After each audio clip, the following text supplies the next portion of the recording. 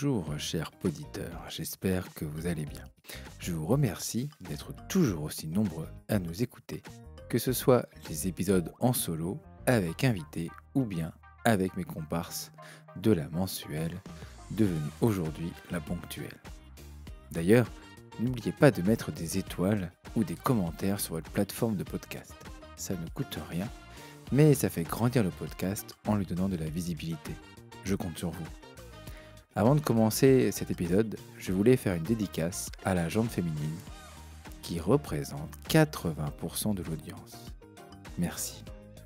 Pour les plateformes, Apple Podcast arrive devant Spotify de très peu. Mais ça, peu importe, vous écoutez le podcast où vous voulez. Aujourd'hui, épisode un peu spécial car c'est un épisode en solo. Ça fait hyper longtemps que j'en avais pas fait un tout seul. J'avais envie de retenter l'expérience. On va voir. On va parler d'un sujet pas très gai, mais j'en avais envie. Je voulais vous parler de tous les freins qui nous empêchent ou peuvent nous empêcher d'être épanouis dans notre travail d'enseignant. Nous allons donc passer en revue plusieurs sujets et restez bien jusqu'à la fin, car il faut que vous sachiez pour quelles raisons j'ai donné ce titre à cet épisode. En premier, j'ai noté le manque de soutien hiérarchique. Alors, il y a plusieurs raisons possibles pour lesquelles les enseignants manquent de soutien hiérarchique. C'est vrai que les enseignants ils sont attachés à leur autonomie professionnelle et s'opposent à l'idée de renforcer le rôle pédagogique des chefs d'établissement. Aussi, les chefs d'établissement sont souvent occupés par des tâches administratives et n'ont pas le temps de dialoguer avec les enseignants ou de les accompagner dans leurs difficultés. Enfin, la hiérarchie la plus éloignée, comme les inspecteurs ou le ministère, est perçue souvent comme peu populaire, contraignante ou déconnectée des réalités du terrain. Tous ces facteurs peuvent créer un sentiment de frustration, d'isolement ou de défiance chez les enseignants qui se sentent peu soutenus ou reconnus dans leur métier. Dans un article de The Conversation, quand on demande aux professeurs de qualifier leur lien avec leur chef d'établissement, il y a seulement 31% qui affichent des sentiments anti-hiérarchiques, jugeant cette relation conflictuelle ou administrative de contrôle. À l'opposé, 54% des enseignants emploient un vocabulaire positif, évoquant une relation soit basée sur l'écoute et l'échange, soit amicale de confiance. Ce résultat a de quoi satisfaire les chefs d'établissement. Il n'est pas si étonnant, car les enseignants bénéficient d'un rapport hiérarchique peu autoritaire. Le pouvoir de leur chef direct repose plus sur la persuasion que sur l'imposition. Les enseignants vivent une tension entre l'attachement à leur autonomie professionnelle et le besoin de renfort extérieur dans l'exercice d'un métier de plus en plus difficile. Mais lorsque l'on passe de cette observation du vécu aux principes généraux, le ton change. Les professeurs s'opposent massivement à l'idée de renforcer le rôle pédagogique des chefs d'établissement. Visite dans les cours, notation pédagogique. 44% y sont très défavorables et 28% plutôt défavorables. Ce consensus contre une éventuelle extension du pouvoir de la hiérarchie provient notamment de l'embarras que celle-ci éprouve lorsqu'il faut satisfaire la demande d'accompagnement exprimée par le personnel. En effet, 48% des enseignants, dont 24% vraiment très mécontents, dénoncent le manque de soutien de la hiérarchie au sens large, en incluant les inspecteurs disciplinaires et le reste de l'institution, peu populaire. Mais cette critique est rejetée par l'autre moitié du corps enseignant, alors que dans cette liste de difficultés professionnelles, 6 recueillent de larges majorités: le rapport aux élèves, l'augmentation des réunions, la multiplication des réformes et j'en passe. En cinquième position, elle est supplantée par des demandes quantitatives: salaire, nombre d'élèves et pédagogique, changement profond du système éducatif, formation professionnelle à revoir. Tant que le statu quo sera maintenu, les professeurs ne jugeront pas urgente une intervention syndicale sur le management. Mais ce manque de soutien hiérarchique peut surtout avoir des effets négatifs sur l'enseignement, tels que par exemple une augmentation des risques psychosociaux chez l'enseignant, qui peuvent se traduire par du stress, du mal-être, de la souffrance ou même du harcèlement, une diminution de la qualité pédagogique due à un manque d'autonomie, de reconnaissance, de dialogue, voire même de formation des enseignants, et enfin une détérioration du climat scolaire marquée par une montée de la violence, du décrochage, de l'absentéisme ou même de l'échec scolaire. Alors, comment améliorer le soutien hiérarchique des enseignants? Il faut pour cela renforcer le dialogue et la collaboration entre les enseignants et les chefs d'établissement, en favorisant par exemple les échanges réguliers, les feedbacks constructifs, les projets communs et la reconnaissance mutuelle. Il faut aussi développer les compétences pédagogiques des enseignants en leur offrant des opportunités de formation continue, de partage de bonnes pratiques, d'innovation et d'adaptation aux besoins des élèves. Enfin, on peut améliorer les conditions de travail des enseignants en leur assurant des ressources matérielles et humaines suffisantes, une rémunération équitable, une protection sociale et aussi une sécurité au sein de l'établissement. On remarque aussi, ce qui peut être un frein à notre enseignement, des profs isolés. Parce que les enseignants se sentent isolés parce qu'ils sont confrontés à des difficultés professionnelles et personnelles qui les empêchent parfois de nouer des liens avec leurs collègues, avec leurs élèves ou même, comme on le disait tout à l'heure, leur hiérarchie.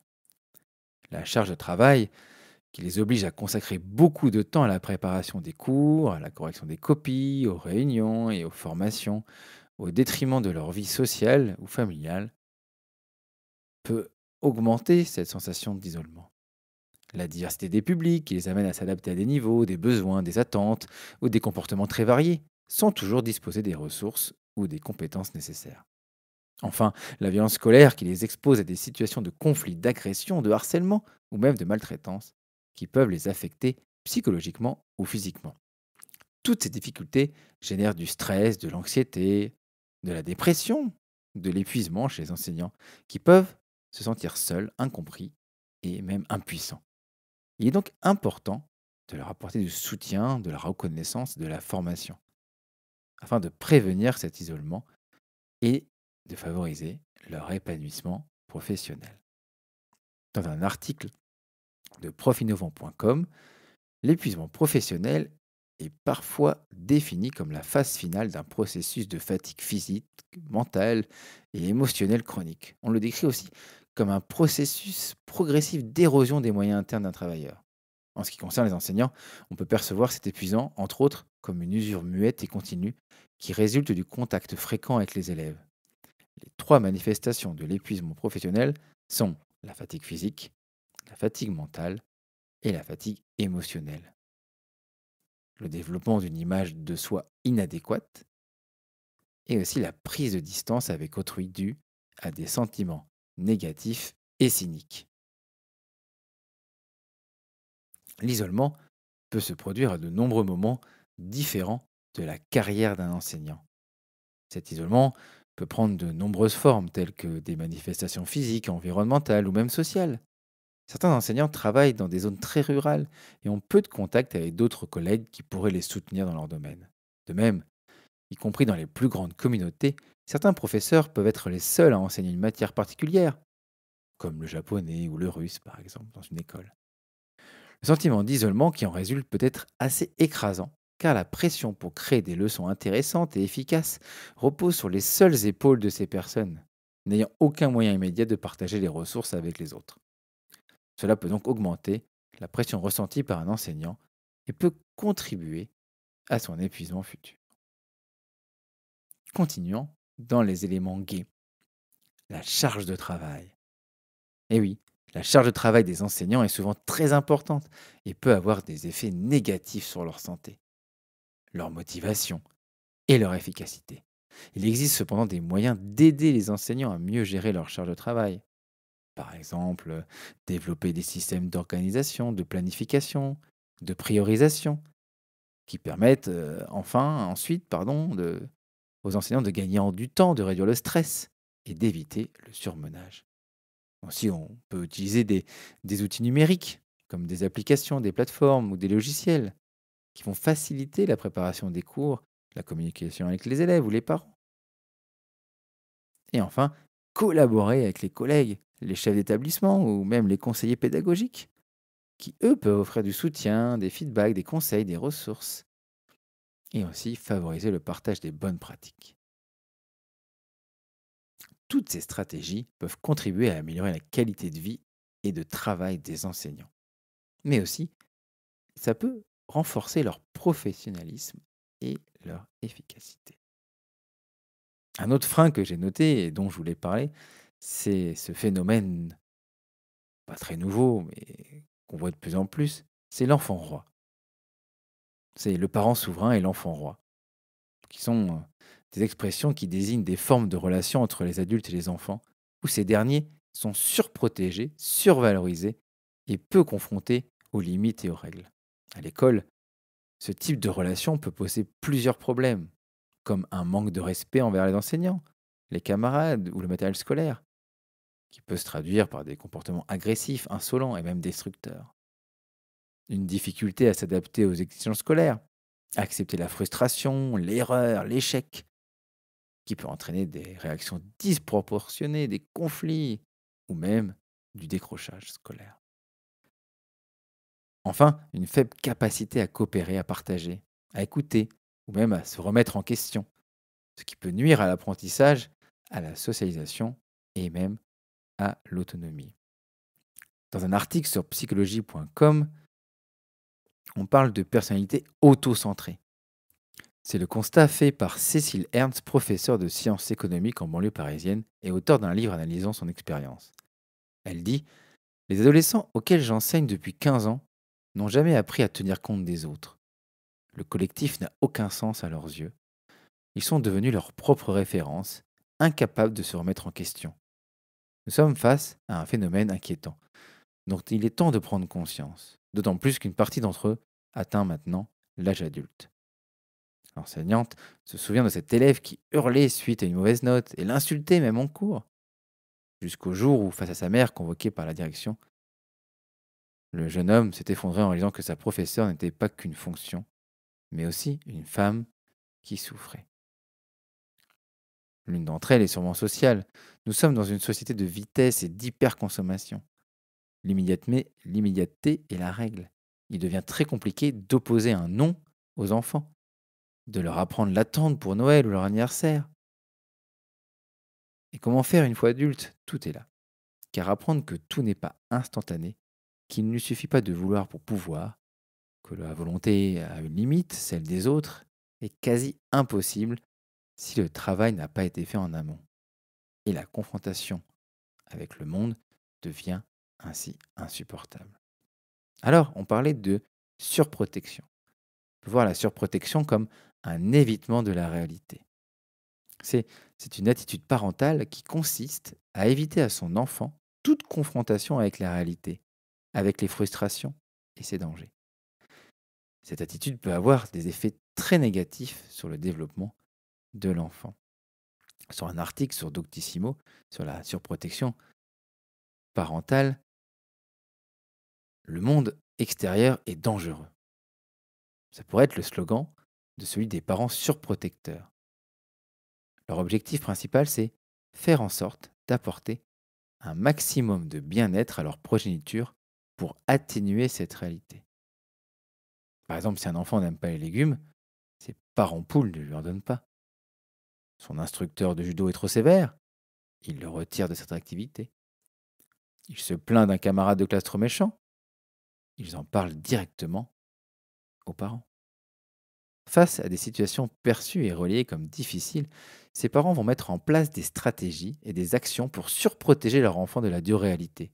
Soucieux que leur enfant ne souffre pas des frustrations de la vie, ils privilégient son bonheur en le soustrayant à une confrontation avec les autres et leur environnement. Ce qui les anime, c'est le stress. En fait, c'est de l'anxiété. Dans le climat d'insécurité actuel, entre crise économique et violence, ces parents inquiets n'ont de cesse de tendre un filet de protection pour leurs enfants. On aurait du mal à leur en vouloir. Sur le plan de la scolarité, par exemple, le secteur dans lequel j'aimerais parler, Ils mettent en place des tas de stratégies pour qu'ils réussissent. Il y en a même qui vont même jusqu'à faire les devoirs de leurs enfants. En cherchant à éviter les nombreux aléas de la vie, les parents surprotecteurs le fragilisent avec différents troubles à la clé. En évitant ainsi les frustrations à l'enfant, les parents exacerbent le principe de plaisir comme priorité. Baigné dans une réalité où prime l'assouvissement du plaisir immédiat, l'enfant vit comme bon lui semble, ses parents étant en charge d'accommoder le réel en fonction de ses demandes. Ces derniers deviennent assujettis au désir de l'enfant qui les instrumentalise. Son ego magnifié, il se campe donc en enfant roi, véritable tyran pour son entourage. Alors que l'éducation repose sur l'apprentissage de l'autonomie, l'acceptation du principe de réalité et des frustrations en fait donc partie. Le message d'amour et de valorisation ne doivent en aucun cas évacuer l'épreuve du réel qui implique des contraintes, des limites, des émotions négatives. Au registre des outils d'autonomie, l'application d'une juste autorité arrive en bonne place. Elle permet une médiation de l'enfant avec le réel et entraîne une notion d'apprentissage. Par ailleurs, le conflit fait exister l'autre, que ce soit le parent, le camarade de classe, le professeur et l'environnement. Sans cette friction, il y a l'idée que le monde doit s'adapter à lui. Alors, quels sont les dangers de la surprotection sur les enfants, donc sur nos élèves? Eh ben, cela peut provoquer une baisse d'estime de soi. Car les enfants développent leur estime de soi au fur et à mesure qu'ils se mettent eux-mêmes à l'épreuve pour faire face à des difficultés, qu'ils les surmontent ou non. S'ils n'ont jamais l'opportunité de le faire, à cause d'une éducation surprotectrice, ils seront donc incapables de développer leur estime de soi. Cette qualité sera toujours faible si les parents ne permettent pas que l'enfant se débrouille. Dans ce cas, l'enfant ignore ses capacités et ne développe pas son courage pour pallier les problèmes de la vie quotidienne. Cela provoque de l'impatience. Quand les parents ne permettent pas aux enfants de faire les choses par eux-mêmes, ces derniers ne comprennent pas la valeur du travail. Pour ces enfants, il suffit de demander ce qu'ils veulent et ils l'obtiendront. Ce type d'action favorise le manque d'empathie et la mauvaise éducation, exprimée souvent en pleurs et en caprices. Les enfants de parents surprotecteurs deviennent dépendants de ces mêmes parents. Les parents, en voulant tout faciliter de manière pratique et sans problème à leurs enfants, encouragent en eux un excès de dépendance. Les enfants ne peuvent pas résoudre leurs difficultés sans l'aide de leurs parents. Cela affecte leur autonomie et leur indépendance. Ils peuvent traîner ce comportement jusqu'après l'adolescence. Les enfants peuvent être sans défense face à certaines situations, on est d'accord. Cependant, ils ont aussi besoin d'apprendre à résoudre leurs problèmes par eux-mêmes. Cette surprotection leur fait développer de la peur et un sentiment d'insécurité. Les parents qui protègent leur enfant de manière excessive, par peur qu'il leur arrive quelque chose, leur transmettent ainsi de la peur et de l'insécurité, comme je le disais. Comme ils ne savent pas se débrouiller dans le monde, ils commencent à tout voir comme une menace. Ils peuvent également développer une phobie sociale, par exemple.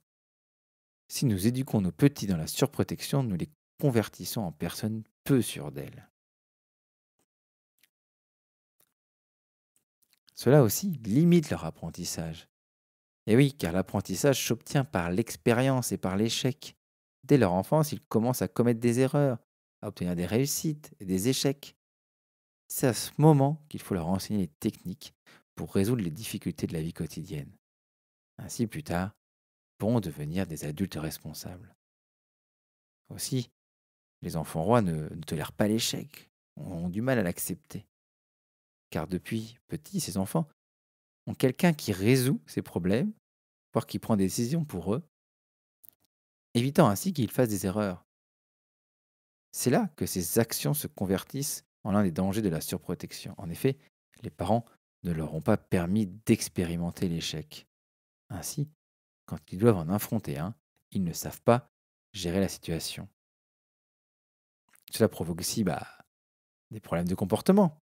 Le manque d'estime de soi, entraîné par la surprotection, peut favoriser des problèmes de comportement dans les étapes de leur vie. comme à l'école par exemple. Et donc, cela peut avoir une incidence sur leurs résultats scolaires. Enfin, ils ne connaissent pas la responsabilité.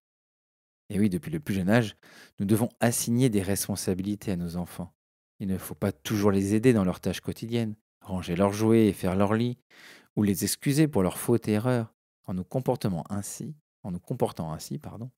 nous détruirions petit à petit le concept de responsabilité. Les normes doivent encadrer leur vie depuis petit.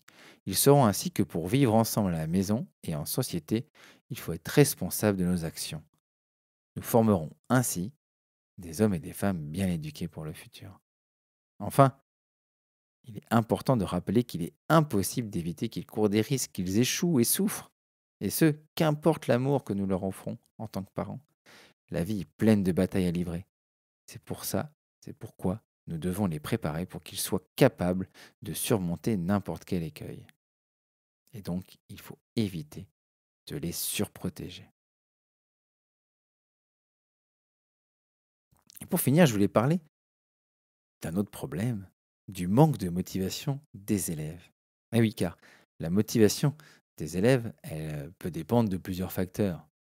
Ça peut dépendre de leur personnalité, leur environnement, leur intérêt pour telle ou telle matière, leurs valeurs, leurs objectifs, plein d'autres raisons qui peuvent jouer sur la motivation des élèves. Cela peut venir d'un manque de soutien, d'un manque de reconnaissance de la part des enseignants ou des parents même, ce qui diminue, comme on dit tout à l'heure, l'estime de soi, la confiance et l'engagement des élèves. Le manque d'autonomie aussi, de participation, de choix dans leur apprentissage. Ça peut réduire le sentiment de contrôle, de plaisir et donc d'intérêt, et donc baisser leur motivation. Enfin, le manque de sens, de pertinence ou même de valeur de ces activités scolaires, qui peut parfois rendre les élèves indifférents, même rebelles. Dans un article de The Conversation sur la motivation scolaire, ils disent que concrètement, l'enseignant joue un rôle clé dans le développement de ces motivations et qu'un parent, aussi bien intentionné soit-il, ne pourrait pas complètement compenser pour un enseignant qui, par ses pratiques, nuirait à la motivation de l'élève. Il y a deux réponses, la formation et le contexte. L'enseignant a le pouvoir de mobiliser davantage la motivation des jeunes, car c'est lui, comme professionnel, qui arrive le mieux à déceler les difficultés de ses élèves, à les aider, à reconnaître et identifier ces difficultés et à proposer des stratégies pour y remédier. Alors que les parents connaissent leurs enfants plus que quiconque, ils ne sont pas toujours au fait des stratégies de lecture ou de résolution de problèmes en mathématiques. Alors pour développer la motivation autodéterminée, l'élève a besoin de se savoir capable de surmonter ces difficultés en mettant en pratique des stratégies d'apprentissage et en constatant leur effet bénéfique. Bien que l'accompagnement du parent soit important, le suivi professionnel de l'enseignant est crucial pour que l'élève adopte les bonnes stratégies d'apprentissage qui l'aideront à se sentir plus compétent. De plus, l'enseignant est la figure la plus présente auprès de l'élève lorsqu'il réalise des activités scolaires. Non seulement le parent n'est pas présent dans la classe, où la majorité des apprentissages surviennent, mais une fois son enfant arrivé à la maison après l'école, une multitude de défis et d'activités du quotidien se présentent à lui.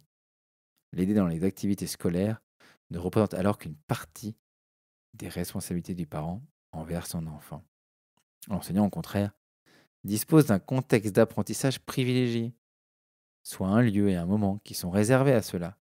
Cette asymétrie se reflète donc dans la capacité de chacun à motiver l'élève. Malgré ça, on est d'accord que parfois, il n'y a rien à faire. Alors, il y a forcément d'autres facteurs qui peuvent entrer en compte sur notre motivation à nous ou notre plutôt démotivation, notre changement de société. Mais il fallait faire des choix. Alors, je vous avais parlé de rester jusqu'à la fin afin de justifier le titre de l'épisode. Je vous le dis tout de suite, ce n'est pas moi qui ai écrit cet épisode. C'est l'IA, l'intelligence artificielle, avec l'application Copilot de Microsoft qui intègre ChatGPT. Et c'est pareil pour la cover de cet épisode. J'espère que malgré tout que ça vous a plu. C'était un style différent et que cette petite surprise vous montre aussi un peu l'étendue des capacités de cet outil d'intelligence artificielle qui est complètement dingue. Maintenant, je vous donne rendez-vous dans 2 semaines avec un épisode à 3 avec Charlène et Thomas. Et en attendant, on partage, on commente, on like. Merci, à très vite.